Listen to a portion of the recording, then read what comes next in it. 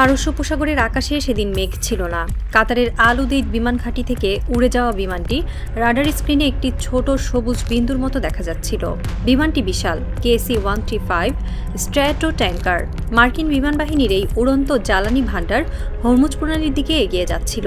Air traffic controller রাডারের সামনে বসে স্বাভাবিকভাবে কাজ করছিলেন। তারপর হঠাৎ সেই বিন্দুটি রং বদলালো, সবুজ থেকে লাল, এবং লাল বিন্দুটি ব্লিঙ্ক করতে শুরু করলো। স্কোয়াক 7700। কন্ট্রোলারের হাত স্থির হয়ে গেল। সারা বিশ্বের অ্যাভিয়েশন জগতে এই কোডটি একটি মানে বহন করে, বিমান মারাত্মক বিপদে পড়েছে। এরপর কয়েক মিনিটের মধ্যে সেই লাল বিন্দু রাডার স্ক্রিন থেকে সম্পূর্ণ অদৃশ্য হয়ে গেল। বিমান চলাচলের দুনিয়ায় কিছু সংখ্যার বিশেষ তাৎপর্য আছে। স্কোয়াক 7700 তার মধ্যে সবচেয়ে ভয়ের। যখন একটি বিমান আকাশে থাকা অবস্থায় কোনো গুরুতর সংকটে পড়ে, ইঞ্জিনে আগুন লাগলে, ইলেকট্রনিক সিস্টেম অকেজো হলে, হাইড্রোলিক সিস্টেম বিকল হলে, কার্গো হোল্ডে ধোঁয়া দেখা দিলে অথবা বিমানে আঘাত লাগলে পাইলট তার কন্ট্রোল প্যানেল থেকে 7700 কোডটি সেট করেন। সেই মুহূর্ত থেকে রাডার স্ক্রিনে ওই বিমানটি লাল রঙে জ্বলতে থাকে। সব এয়ার ট্রাফিক কন্ট্রোলার সতর্ক হন। ওই এলাকার অন্যান্য সব বিমানকে সরিয়ে আকাশপথ পরিষ্কার করা হয়। বিমানবন্দরে ফায়ার সার্ভিস, অ্যাম্বুলেন্স, উদ্ধারকারী দল রানওয়ের পাশে প্রস্তুত থাকে। এই কোড পাঠানো মানে পাইলট বলছে, আমি বিপদে আছি, আমাকে এখনই সাহায্য দরকার। এবং সেই কোড পাঠিয়ে KC-135 বিমানটি রাডার থেকে মিলিয়ে গেল। এই বিমানটি সম্পর্কে না জানলে পুরো ঘটনার গুরুত্ব বোঝা যাবে না। KC-135 strato tanker. 1950-এর দশকে মার্কিন বিমান বাহিনীর জন্য তৈরি এই বিমানটি আকাশে উড়তে উড়তে অন্য যুদ্ধবিমানে জ্বালানি সরবরাহ করে, একটি বিশাল উড়ন্ত পেট্রোল স্টেশন। এই বিমান কেন এত গুরুত্বপূর্ণ? কারণ আধুনিক যুদ্ধে ভূমি থেকে অনেক দূরের লক্ষ্যবস্তুতে আঘাত করতে হলে যুদ্ধবিমানকে মাঝপথে জ্বালানি নিতে হয়। KC-135 সেই কাজটি করে। বর্তমান মধ্যপ্রাচ্যের যুদ্ধ পরিস্থিতিতে এই বিমানগুলোর ভূমিকা অপরিহার্য। ইসরায়েলের ভূখণ্ড থেকে বা জর্ডানের মার্কিন ঘাঁটি থেকে F-35 বা F-16 বা FA-18 স্ট্রাইক ইগলের মতো যুদ্ধবিমান KC-135 ছাড়া ইরানের ভূখণ্ডে পৌঁছে আক্রমণ করে ফিরে আসতে পারবে না। সোজা কথায়, KC-135 হল ইরানের সম্ভাব্য মার্কিন হামলার কেন্দ্রীয় লজিস্টিক সাপোর্ট। এবং সেই বিমানটি হরমুজ প্রণালীর কাছে স্কোয়াক 7700 পাঠিয়ে অদৃশ্য হয়ে গেছে। আল উদেইদ বিমান ঘাঁটি কাতারে। এটি মধ্যপ্রাচ্যে মার্কিন বিমান বাহিনীর সবচেয়ে বড় ঘাঁটি। এখান থেকে যদি কোনো বিমান হরমুজ প্রণালীর দিকে রওনা দেয়, তাহলে তার গন্তব্য হতে পারে দুটি: হয় হরমুজের আন্তর্জাতিক আকাশসীমায় টহল দেয়া, অথবা আরও এগিয়ে ইরানের কাছাকাছি যাওয়া। একটি KC-135 সাধারণত টহলের কাজ করে না, এটি জ্বালানি দেওয়ার জন্য থাকে। তার মানে কাছাকাছি এমন কোনো যুদ্ধবিমান ছিল যাকে জ্বালানি দেওয়ার প্রয়োজন ছিল, এবং সেই যুদ্ধবিমানগুলো যদি ইরানের সীমান্তের কাছাকাছি গিয়ে থাকে সামরিক মহড়া বা সত্যিকারের অভিযানের অংশ হিসেবে, তাহলে ইরানের আকাশ রক্ষা ব্যবস্থা তাদের শনাক্ত করে থাকতে পারে, এবং সেই শনাক্তকরণের পর ইরান হয়তো পাল্টা পদক্ষেপ নিয়েছে। এই অনুমানটি আরও শক্তিশালী হয়ে ওঠে যখন জানা যায় ঠিক তার আগের রাতে যুক্তরাষ্ট্র ইরানের একটি তেলবাহী জাহাজে আক্রমণ করেছিল। মধ্যপ্রাচ্যে এই মুহূর্তে একটি অদৃশ্য যুদ্ধ চলছে। আনুষ্ঠানিকভাবে যুদ্ধবিরতি আছে, কিন্তু আসলে দুই পক্ষই একে অপরের বিরুদ্ধে পদক্ষেপ নিচ্ছে, শুধু কেউ স্বীকার করছে না। যুক্তরাষ্ট্র ইরানি জাহাজে হামলা করেছে, ইরান হয়তো KC-135-এ আঘাত করেছে, কিন্তু কোনো পক্ষ সুনির্দিষ্ট তথ্য দিচ্ছে না। কেন দিচ্ছে না? কারণ উভয় পক্ষের স্বার্থে সত্য গোপন রাখা। যদি ইরান স্বীকার করে যে তারা মার্কিন বিমানে আঘাত করেছে, তাহলে যুদ্ধবিরতি আনুষ্ঠানিকভাবে ভেঙে যাবে, আলোচনার দরজা বন্ধ হবে। যদি যুক্তরাষ্ট্র স্বীকার করে যে তাদের KC-135 ক্ষতিগ্রস্ত হয়েছে, তাহলে ইরানের বিরুদ্ধে মার্কিন বাহিনী অপ্রতিরোধ্য এই ভাবমূর্তি ক্ষতিগ্রস্ত হবে। তাই দুই পক্ষই ধোঁয়াশার আড়ালে থাকছে, কিন্তু CNN-এর অনুসন্ধানী প্রতিবেদন এই ধোঁয়াশার মধ্যে কিছু আলো ফেলছে। সেই প্রতিবেদন বলছে, এর আগে যখন ইরান মার্কিন ঘাঁটিগুলোতে হামলা করেছিল, তখন ওয়াশিংটন বলেছিল মিসাইল হিট করেনি, ড্রোন প্রতিহত করা হয়েছে। কিন্তু বাস্তবে অন্তত 16টি ঘাঁটির বেশিরভাগই ব্যাপকভাবে ক্ষতিগ্রস্ত হয়েছে, যেগুলো পুনরায় ব্যবহার করা কঠিন। তাহলে এবারের KC-135 ঘটনায় যুক্তরাষ্ট্রের দাবি কোনো ক্ষয়ক্ষতি হয়নি, এটা কতটা বিশ্বাসযোগ্য? উত্তর স্পষ্ট নয়, এবং সেই অস্পষ্টতাই এই সংঘাতের সবচেয়ে বিপজ্জনক বৈশিষ্ট্য। ঠিক এই উত্তেজনার মাঝেই বেইজিংয়ে একটি গুরুত্বপূর্ণ বৈঠক হলো। ইরানের পররাষ্ট্রমন্ত্রী আরাঘচি চীনে গেলেন। চীনের পররাষ্ট্রমন্ত্রীর সাথে দীর্ঘ আলোচনা হলো। এই বৈঠকের সময়টা লক্ষ্য করুন। ট্রাম্প শীঘ্রই চীন সফরে যাবেন। সেই সফরে হয়তো ইরান নিয়ে আলোচনা হবে, হয়তো ওয়াশিংটন চাইবে বেইজিং তেহরানের সাথে কিছু দূরত্ব তৈরি করুক। সেই সফরের আগেই ইরান চীনের কাছে গেল, স্পষ্ট করলো তার অবস্থান, নিশ্চিত করলো বেইজিং কি তেহরানের পাশে থাকবে। চীনের উত্তর এলো স্পষ্ট এবং দৃঢ়, হ্যাঁ আমরা পাশে আছি। চীনের রাষ্ট্রীয় সংবাদ মাধ্যমের বরাতে জানা গেছে, বেইজিং নিশ্চিত করেছে ট্রাম্প সফরে যাই আলোচনা হোক না কেন, ইরানের বিষয়ে কোনো ছাড় দেওয়া হবে না। আরাকচি এই সফরের পেছনে ছিল 3টি সুনির্দিষ্ট উদ্দেশ্য। প্রথম উদ্দেশ্য, ইরানের অবস্থান স্পষ্ট করা। ইরান যুদ্ধ চালিয়ে যেতে চায় না, তারা একটি শান্তিপূর্ণ দীর্ঘস্থায়ী সমাধান চায়, কিন্তু সেই সমাধান ইরানের সার্বভৌমত্ব রক্ষা করে হতে হবে। যুক্তরাষ্ট্রের সাথে একটি ন্যায্য ও ব্যাপক চুক্তিতে পৌঁছানোর বিষয়েও ইরান ইতিবাচক। দ্বিতীয় উদ্দেশ্য, সবচেয়ে জরুরি, ট্রাম্পের চীন সফরের আগে বেইজিং তেহরান অংশীদারিত্ব পুনর্নিশ্চিত করা। আশঙ্কা ছিল ট্রাম্প প্রশাসন চীনকে কোনো লোভনীয় চুক্তি দিয়ে ইরান থেকে দূরে সরাতে পারে। বেইজিং সেই আশঙ্কা দূর করল, পরিষ্কারভাবে বলল ভবিষ্যতের কূটনীতি ও অর্থনীতিতে ইরানকে পূর্ণ সমর্থন চলবেই।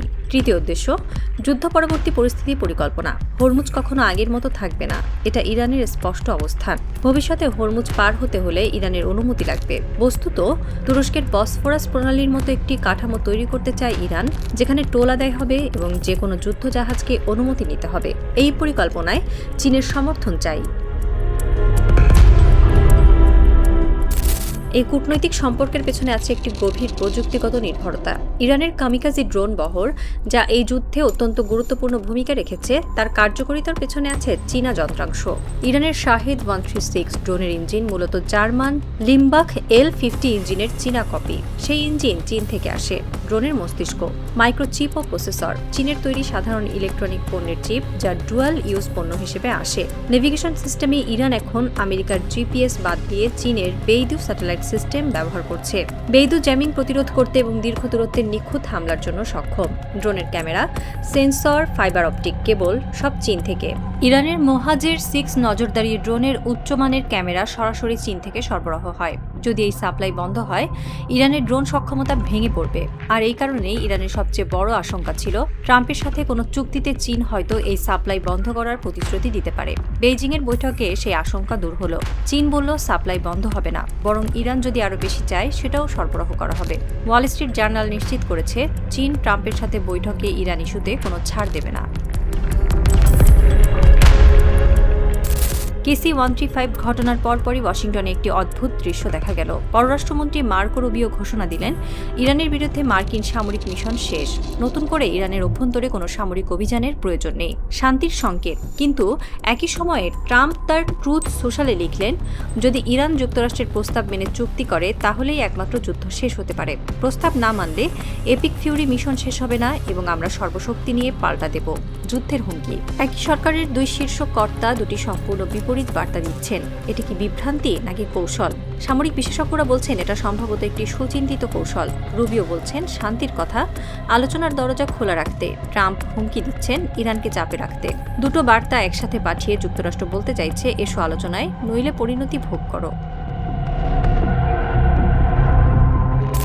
আন্তর্জাতিক সংবাদ মাধ্যমে একটি তথ্য দিচ্ছে যা অনেকটাই আশার আলো। যুক্তরাষ্ট্র ও ইরান হয়তো এই সংঘাত শুরুর পর প্রথমবারের মতো একটি সমঝোতার কাছাকাছি এসেছে। পাকিস্তানের মধ্যস্থতায় পরোক্ষ আলোচনায় একটি এক পাতার খসড়া সমঝোতা তৈরির কাছাকাছি দুই পক্ষ। সেই খসড়ায় কি আছে বলে জানা যাচ্ছে। ইরানের পক্ষ থেকে সাময়িকভাবে ইউরেনিয়াম সমৃদ্ধকরণ বন্ধ রাখা, যুক্তরাষ্ট্রের পক্ষ থেকে ধাপে ধাপে নিষেধাজ্ঞা শিথিল করা এবং বিদেশে আটকে থাকা ইরানের পরমাণু পরিমাণ অর্থ ছাড়ের উদ্যোগ নেওয়া, হরমুজ প্রণালীতে জাহাজ চলাচলের বিধিনিষেধ তুলে নেওয়া। হোয়াইট হাউস মনে করছে আগামী 48 ঘন্টার মধ্যে তেহরানের চূড়ান্ত অবস্থান জানতে পারবে ওয়াশিংটন। এই সংঘাত শুরুর পর এটাই দুই পক্ষের মধ্যে সবচেয়ে কাছের মুহূর্ত। এই সমঝোতার পথে সবচেয়ে বড় বাধা হলো ইরানের অভ্যন্তরীণ রাজনীতি। ইরান একটি জটিল রাজনৈতিক কাঠামোর দেশ। প্রেসিডেন্ট পেজেশকিয়ান মধ্যপন্থী, তিনি চুক্তি চান, কিন্তু ইরানের সর্বোচ্চ নেতা খামেনি এবং কট্টরপন্থীরা যে কোনো চুক্তিকে সার্বভৌমত্বের সাথে আপোষ হিসেবে দেখেন। প্রেসিডেন্ট যা চান সুপ্রিম কাউন্সিল তা অনুমোদন না করলে চুক্তি হবে না। এর আগেও একাধিকবার চুক্তির দ্বার প্রান্তে পৌঁছে ব্যর্থ হয়েছে দুই পক্ষ। এবারও কি সেই পরিণতি হবে? সামরিক বিশেষজ্ঞরা বলছেন, যদি 48 ঘন্টার মধ্যে কোনো সমঝোতা না হয় তাহলে যুক্তরাষ্ট্র সীমিত পরিসরে হলেও ইরানের বিরুদ্ধে বড় ধরনের সামরিক অভিযান শুরু করতে পারে।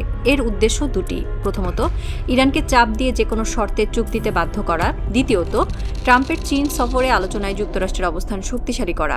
আমরা ইরানকে আঘাত করেছি এবং তারা আলোচনায় এসেছে, এই দাবি করে ট্রাম্প বেইজিংয়ে আরও শক্ত অবস্থান নিতে পারবেন। কিন্তু এই পরিকল্পনায় একটি বড় ঝুঁকি আছে। ইরান পাল্টা দেবে এবং সেই পাল্টায় হয়তো বেরিয়ে আসবে রেজারেকশন মিসাইল, রেজারেকশন ড্রোন।